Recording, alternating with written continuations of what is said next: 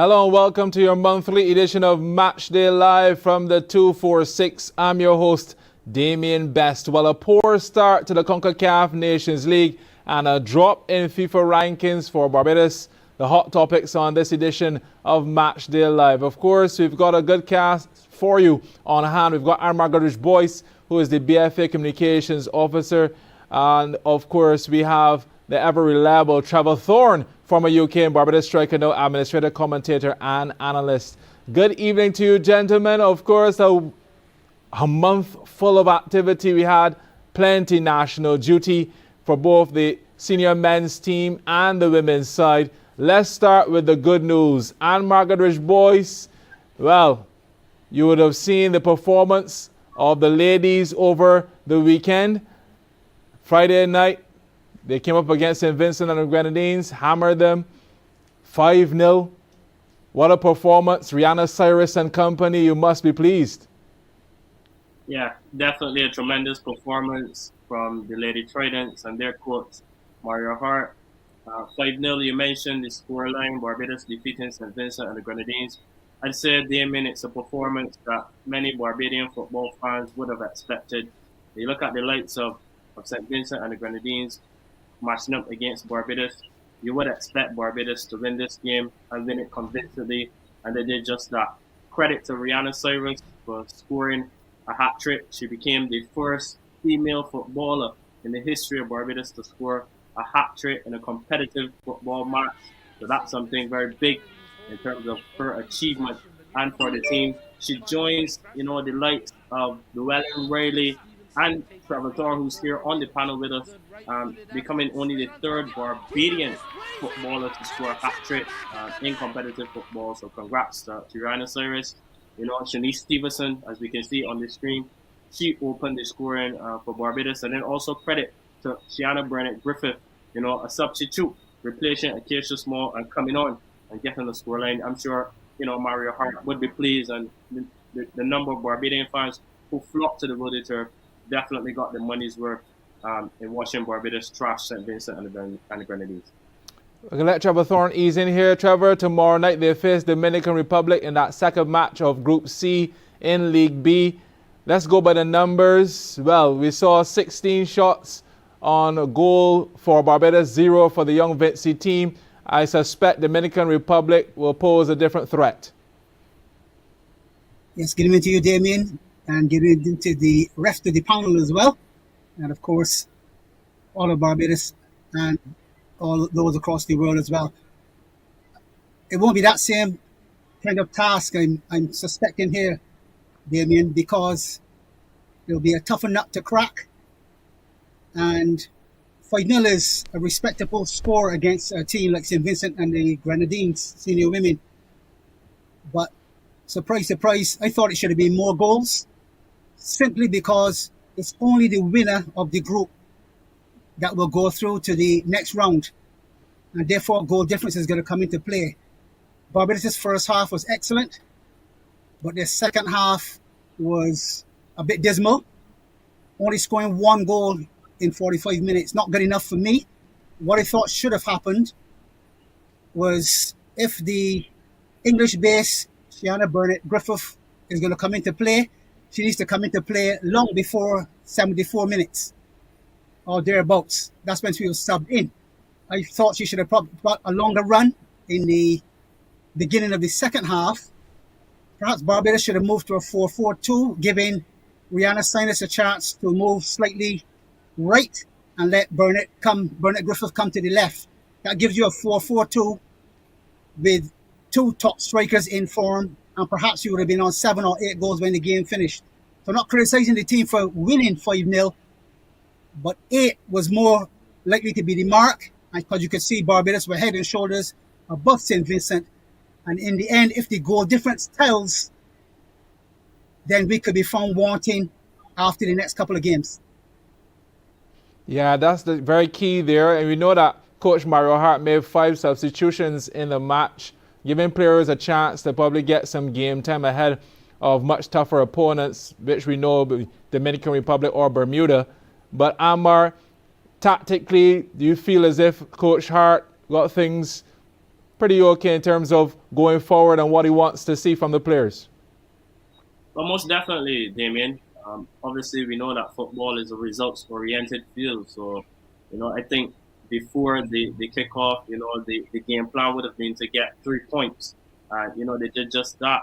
The players came out and it was a very convincing performance. They showed a lot of confidence. As Trevor alluded to, perhaps should have scored more goals on the night. A couple of chances from Shanice Stevenson, which went up against the crossbar. So I think Coach Hart wouldn't be disappointed, but he would have been hoping that his team would have scored more goals. As Trevor said, goal different. Look, it will come into play in terms of this group. However, if Barbados can get a victory tomorrow night over Dominican Republic, and if they can go on as well and beat Bermuda as well, the goal difference won't come into play. However, in terms of the question again, I think Coach Hart got the tactics absolutely right against a very weak and inexperienced St. Vincent and the Grenadines team. Well, we know Barbados, as you mentioned, top of the table, 3 points, same as Bermuda, who beat Dominican Republic 2-0. So that's going to be very interesting as we play those two teams. Let's switch our attention now to the men. And I know this one is near and dear to so many of you. It might be painstaking for some. But Barbados had 2 bites at the cherry to secure some early points in the 2023-24 CONCACAF Nations League B. Of course, they were beaten 3-2 at home by fellow Group B rivals in Montserrat, and then 5-1 to host Nicaragua. So let's start by dissecting that first match. You're at home, you concede early once again, and then in the dying moments, your lone shot at goal, you score. So let's take a look first at that Montserrat game. Barbados versus Montserrat, you're expecting Barbados to come up trumps here, Trevor Thorne. But Montserrat, with their acquisitions from England, adding some fire to the side, Lyle Taylor in particular, as you see on your screen, they were worthy adversaries in the end, or was it that Barbados looked ill-prepared for the encounter? No, I don't think they were ill-prepared, basically. More case of game management for me. I realized that the first 35 minutes, Barbados had a clear road and a clear path on the left-hand side of the field wherever Theory Gale was playing. Gale, in conjunction with Elijah Downey and Hallam Hope, had that right-hand side for the Montserrat team in a mess. The passes were excellent. The chances were being created in just a matter of time before Barbados put the ball into the back of the net. Yes, we were behind early because, as per usual, we're sleeping at the back. And it looks more a case of zonal marking rather than man-to-man marking to me. I don't like zonal because then I don't know where to place the responsibility. If I have man-to-man, I can say that the attacker outjumps the defender, maybe, or the attacker is so elusive that you can't find him and he finds himself at the far post and finishes. But too many times Barbados are being beat at the beginning of a game or being put on the back foot, basically, because unable to pick up the men inside the 18-yard box. And it looks like zonal to me. And if it were me, I would switch to definitely man-to-man on set players especially, because that's when you're going to be found most wanting, outnumbered. Secondly, so therefore, we had the pathway through to beat Montserrat based on the left-hand side of the field being very, very strong, with Thierry Gale in a good vein of form and Elijah Downey being able to read exactly what he does, as well as Hannah Hope. The right-hand side of the field, to me, where Jamal Hudson was, there was not enough attack going down the right-hand side for Barbados. I'm not sure what that ploy was, but if the left-hand side is working for you and you're up 2-1, why not both to the right-hand side as well, so that they have no answer and you're going to the half at 3-1 or even 4-1. I would have substituted Jamal Hudson for the left-footed Niall Rees-Stephen, who's having a great season this season for the UWI Blackbirds and can play on that right-hand side, cutting in on the left foot and giving lots of trouble on that side, giving Barbados lots more chances to score goals and allowing Montserrat to lay down and die, because at 3-1 or 4-1, they won't be coming back. But tactically, to me, Right. We didn't take the bull by the horns. We played it safe 2-1 into the halftime. And I believe the first sub would have been Ronaldo Trim on 46 minutes, a defensive midfielder, rather than going for the jugular and taking out Montserrat. Okay, so to me, tactically, we're not reading the game well enough to win it. And if we get ahead, we tend to want to pack the defense and hold on for the victory. I as a coach, wouldn't go in that direction. I bless you. When I have you down, I will look to give you the killer blow with, especially on the right-hand side, being strengthened by reducing Gemma Hudson to a sub. And then I said before, I bring in Nell Reid-Stephen for sure.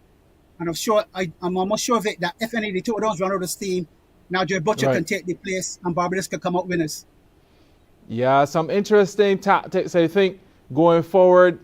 Coach Da Costa will have his work cut out for him. We've got two very good teams in our group, Nicaragua and Dominican Republic. Tough opponents. Now, is there any hope as we look at this back four for Barbados, though? Because you're conceding goals early. I know Trevor would have alluded to it a little bit. You've got Andre Applewick, Christian Pierce, Zachary Ellis-Hayden, and Shane Codrington and company behind there. It doesn't seem to have that kind of chemistry in the defense. Something is missing. There's a quality, and there needs to be. I was talking to you a little bit earlier about having that enforcer on the field, someone who can thwart players in the attacking third and lay down the law quite early. I'm not seeing that. Amar. Yeah, if you look at the defense, Da Costa started with Applewhite, Zachary Hayden Ellis, Shane Codrington, and Christian Pierce. My concern, though, wasn't really the fact that the defense. Obviously we did concede a bit early, but my major concern in terms of a defensive effort would have been the substitution of Jomo Harris, the captain. I thought that, in my opinion, you're leading the game. He was the midfielder in there, what we would consider doing the dirty work. He's rough and tough, making those tackles, and yet still, he was substituted after receiving a yellow card. My thing is, if you look at the makeup of the Barbados team from a defensive point of view, Jomo Harris is the player in there who 43 caps on the night. He is the most experienced player, and I think to take him out, after receiving that yellow card, perhaps might have been an error. I would have trusted Jomo Harris to stay on the field, and see out the game and perhaps get the job done. But that's just my opinion. In terms of the makeup of the centre halves, I think perhaps, as you mentioned before, perhaps have to work a bit on the chemistry. But I think, these are things that we can perhaps get right. Yeah, definitely. Now, Barbados has won one match in the last 5 outings, and in this type of competition, it already does not look pretty good for us going forward. As we mentioned, tougher opposition coming up, difficult assignment. That was the first part of the equation. As we know, Barbados then took on Nicaragua in Nations League action the following Monday. And that was also a tough assignment. On your screen, that is mainly the Premier League. We're going to get to that a little later on. But Nicaragua in particular was a very tough assignment. These guys were destined to head into Group A, to League A competition, but fielding an ineligible player last season, and therefore they were not able to, advance in the competition.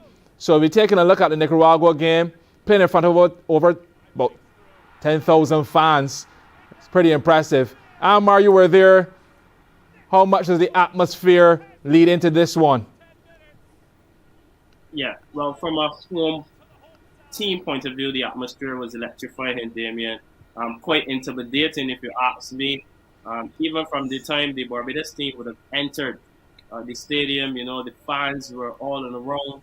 They were around the team bus. It was quite of an atmosphere, a mood, even as the players walked out. And, we talk all the time about the 11th and 12th man.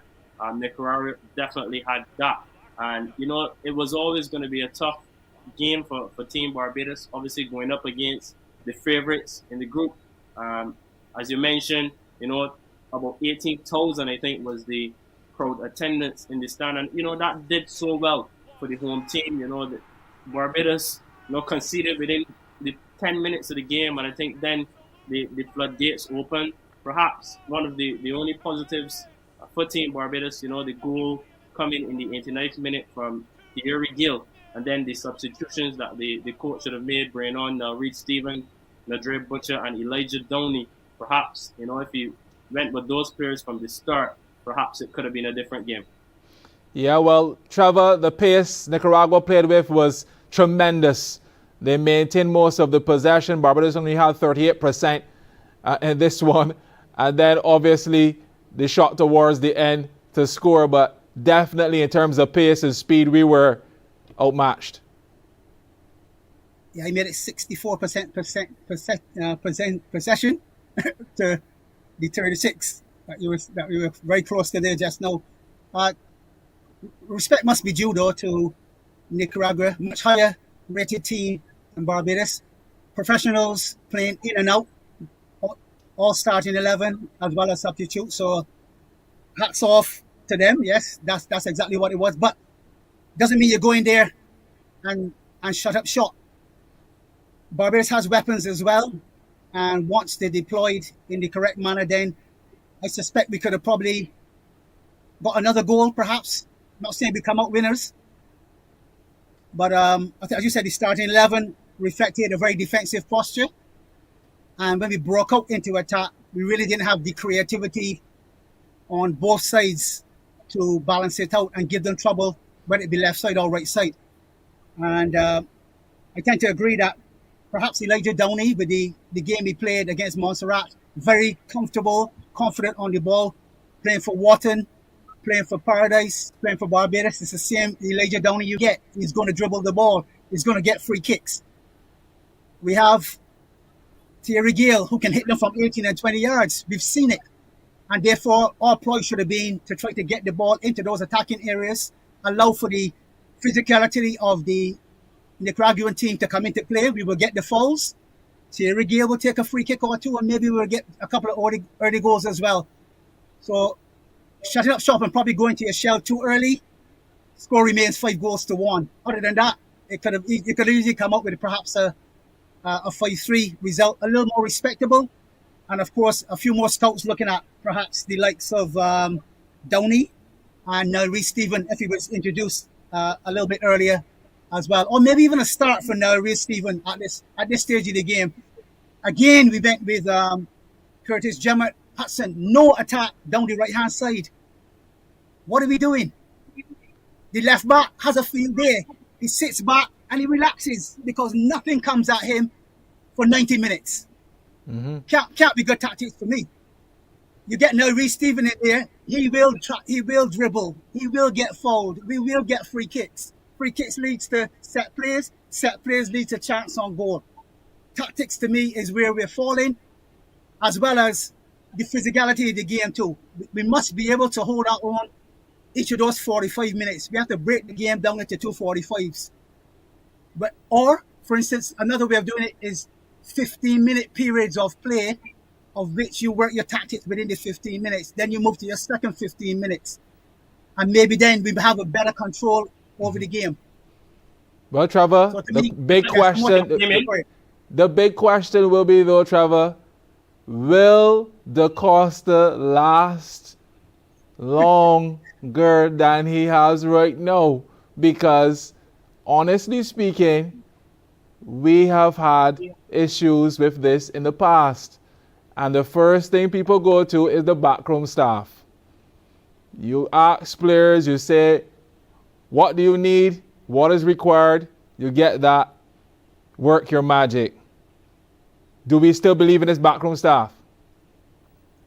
All right, before we get there, though, a quick comparison between the men's senior team and the ladies' senior team. And what you'll see is that there's a lot more chemistry in the women's senior team than the men's. Reason being, The women's team is consistent of many Weymouth Wales teams that did the team members that did the double, and some Paradise players who were the opposition in all finals for ladies. That builds the chemistry straight away. In the men's game, we're not seeing that because there's a massive absence of Weymouth Wales players in the senior men's national team. In fact, the senior men's national team only has one player, Andre Applewaite, from the defending league and knockout champions Weymouth Wales.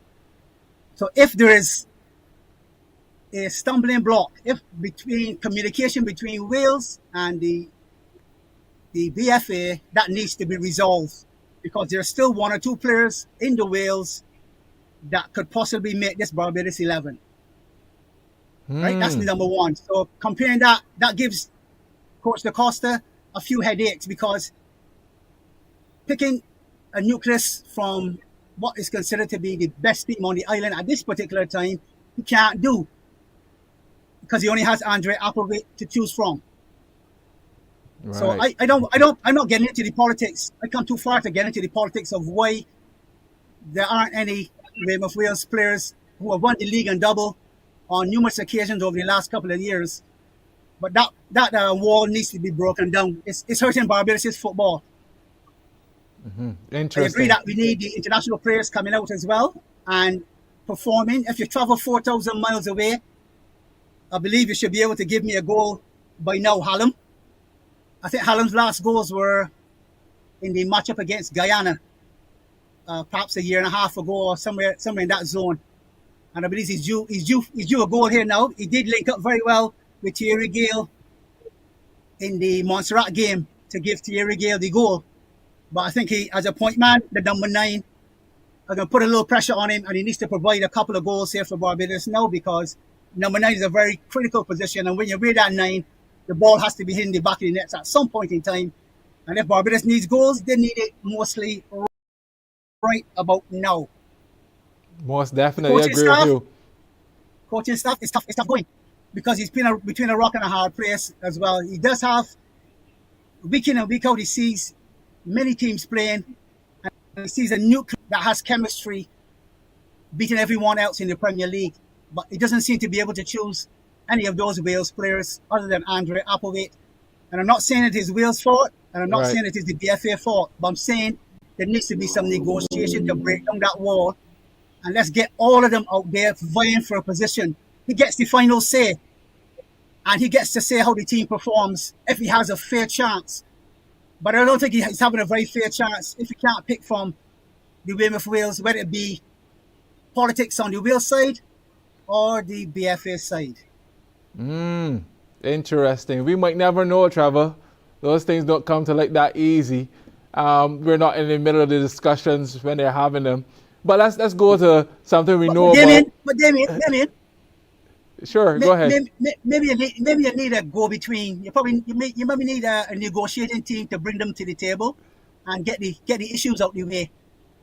Because all across the world, the best players are playing for the country. So maybe. I'm sure. This is little Barbados. I'm sure they've heard you loud and clear. All the players that we have. True. I'm sure they heard you loud and clear. In the interest of time, Trev, while we try to pull together a negotiation team probably in the next couple of months, I'm not sure what will happen. We got a Premier League going on, and it's hot. We've got Manchester City, the defending champions, leading. They had a good Champions League start as well. Amar Goodrich Boys continues to struggle somewhere down in 8th with his Manchester United. He's on the other side of Manchester.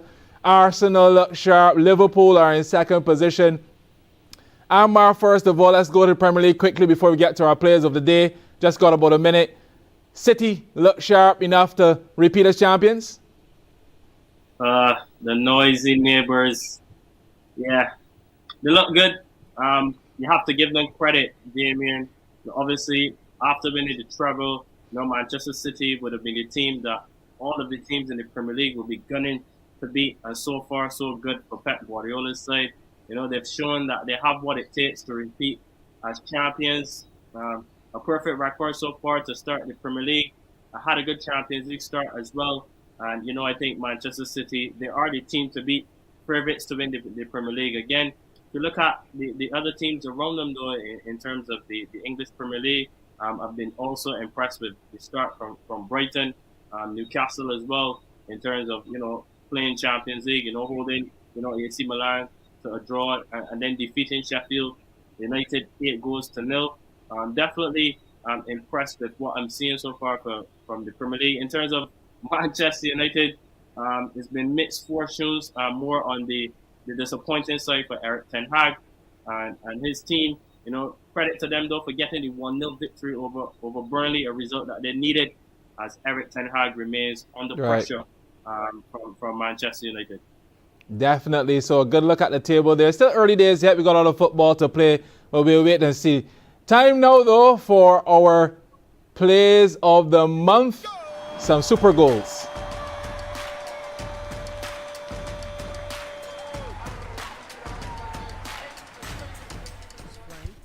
Played back, Hines. She makes the touch, is trying to spin off the player into the penalty area, drawn back, left-footed effort, and it's 2-0 Barbados! Oh, what a beautiful goal!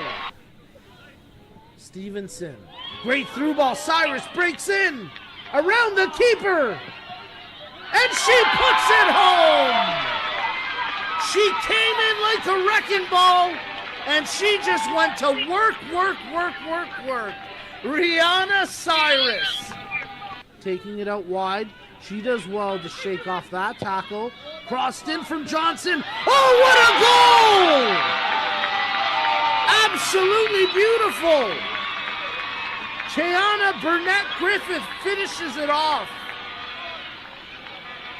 Thierry Gale will have an opportunity to bust up the clean sheet. Gale shoots, and he scores! It's a flawless finish from the 21-year-old.